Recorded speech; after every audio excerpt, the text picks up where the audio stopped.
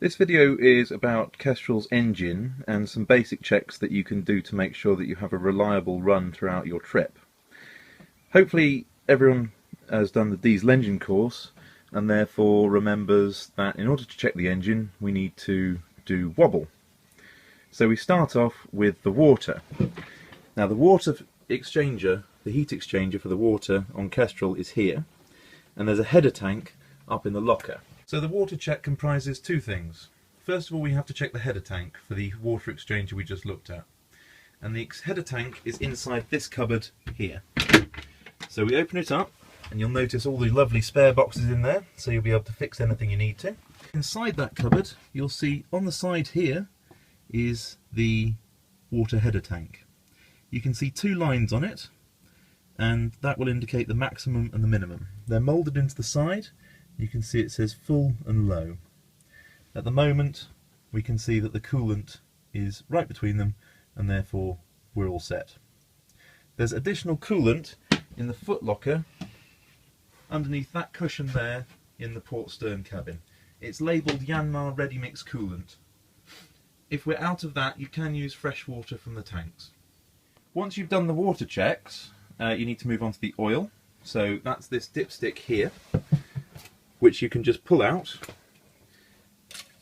and check the level. So wipe off the dipstick first of all the way, and you'll see there are two holes towards the end which indicate the upper and the lower limits. It's important that the oil's between these two. Any lower and you won't be lubricating, any higher and you'll overpressure the gaskets. So you can see today that the oil's almost directly between the two. So we're happy with that. After O, we move on to the first B, which is the belts.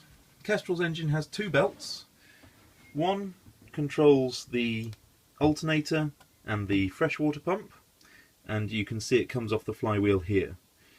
If you twist that through 90 degrees but can't get any further, then the tension is good. The other belt runs the seawater impeller pump and is just here. Just give that a bit of a press. If it moves about a centimetre or two and no further, then that's good and you don't need to worry about it. Both belts can be tightened by adjusting a ratchet. In the case of the impeller belt, there's a ratchet underneath the impeller, and on the main belt you can tighten it with this bolt on the side of the alternator. Just take the ratchet set out and tighten up that bolt. The second B is for bilges. So you'll notice underneath the engine here we've got a bilge tray, and we want that tray to be empty of all important fluids. So we're talking about water, oil, fuel and coolant. So at the moment there's a little bit of water in there, but that's because we're just out of the water.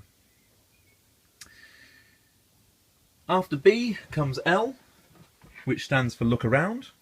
So we're just going to have a quick look around the engine bay, and we're going to check that the hose connections are all secure, the electrical connections are all secure, and that we've got no obvious drips.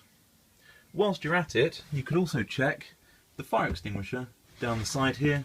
If we just pull these two pipes across the side, you'll see the bottom there. There's a gauge which you can check whether the fire extinguisher is still full. And finally, once we've started the engine up, we can check the exhaust. And the exhaust, what we're checking for is that there's water coming out over the side, indicating the engine's cooling. If you notice anything is wrong with any of these, if you have done the diesel engine course, do go ahead and have a little play. If you're at all unsure, give either the Commodore or the bosun a call and make sure that you're not going to disconnect the engine and leave yourself drifting onto some rocks.